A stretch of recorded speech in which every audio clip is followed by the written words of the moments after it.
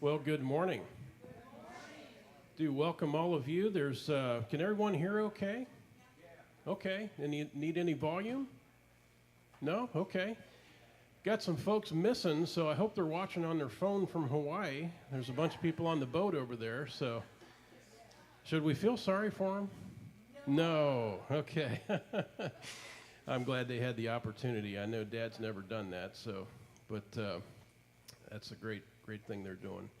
Anyway, today we are in the first study of our new book, Genesis Continues.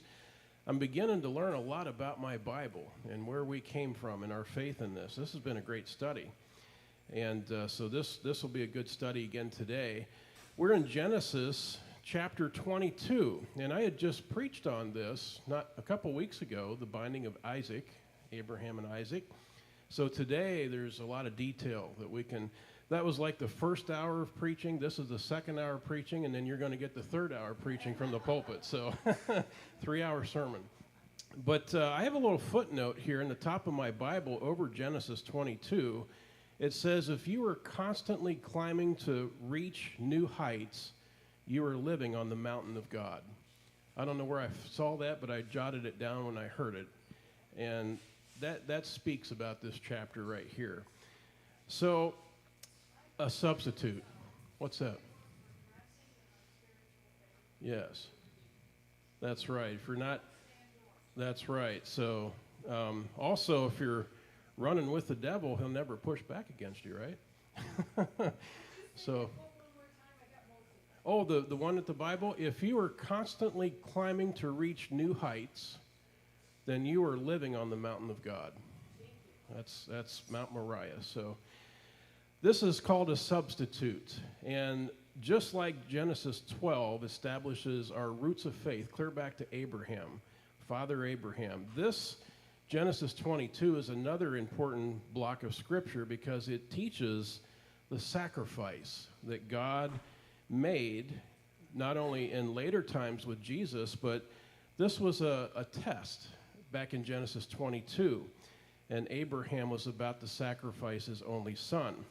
So Romans 3:25 in any Bible, some of the newer translations has sacrifice for sin, that's in the NLT, but in another translation it's propitiation.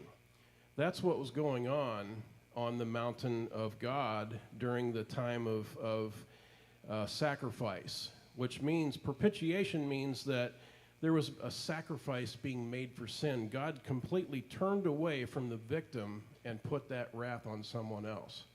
So we find that in this today it was a ram.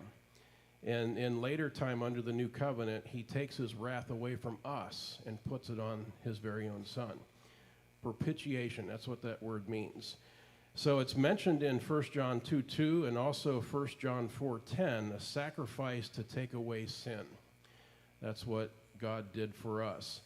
So everyone who has gone to school knows what it's like to take tests. And we know that not all tests are the same. Would you agree with that? Sure. Some are long and some are short. Some are routine. Some are taken once in a lifetime. And some are not that important. But what? That's right. That's right. Some are wait and see. So this next line is pretty important after the comma. I highlighted it. While the results of others may have impact on the rest of our lives. So some tests, if we pass it correctly, can have a great effect on the rest of our life. So many of you have gone through tests in life. I'm continuing to go through tests as I reach my older years. And some of you have been through some of those tests, and you know the stories and encourage people in my generation with that. The Bible reveals that God uses tests to stretch and mature our faith. That's a great statement. I love that. As Abraham experienced tests in his life, he learned that he could trust God to provide for all his needs, both materially and physically, spiritually.